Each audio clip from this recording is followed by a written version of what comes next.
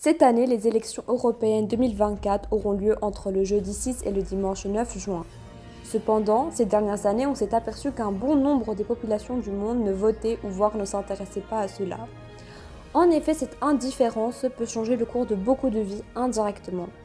Mais alors, pourquoi les gens ne votent pas et que peut-on faire pour accroître la participation aux élections européennes ?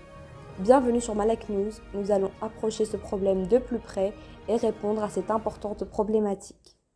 Commençons par le vif du sujet. Qu'est-ce que l'élection européenne et comment se déroule-t-elle ?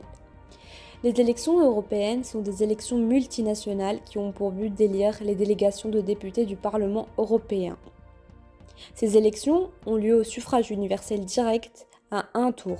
Les candidats sont donc élus pour 5 ans. Les citoyens ont le choix d'élire leurs représentants du Parlement européen selon leurs objectifs et intérêts. C'est pourquoi il est important et nécessaire d'aller voter. Maintenant, voyons pourquoi un nombre important de personnes, et surtout de jeunes, car on parle de leur avenir, ne votent pas. En effet, il y a de nombreuses raisons, parmi elles 3 facteurs importants. L'âge, l'éducation et le revenu. On estime qu'une personne plus âgée, éduquée et fortunée serait plus enclin à aller voter. Cela peut donc expliquer pourquoi les jeunes ne votent pas. Mais avec le temps, lorsqu'ils sont mariés, ont des enfants à charge, un foyer et des impôts à payer, ils se sentent plus concernés par la politique et sont donc plus enclins à aller voter. Il y a de nombreux autres problèmes comme le coût du déplacement, le temps de disponibilité, la paperasse et les procédures. Malgré tous ces problèmes, aujourd'hui nous vivons dans une société où l'on peut accomplir de grandes choses et arriver à nos objectifs. Et pour plus donner l'envie d'aller voter aux jeunes, mais pas seulement, il faudrait commencer par les éléments les plus proches d'eux, comme le téléphone. Aujourd'hui, la majorité des jeunes passent leur temps sur des écrans.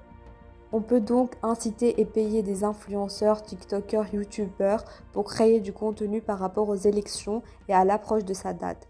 Les jeunes s'inspirent beaucoup de ces influenceurs. Pour la plupart, ce sont des modèles. Alors pourquoi ne pas tenter cela ? De plus, il pourrait y avoir plus de publicité, films ou séries à l'approche des élections, afin de rendre les élections à leurs yeux une chose importante et sérieuse.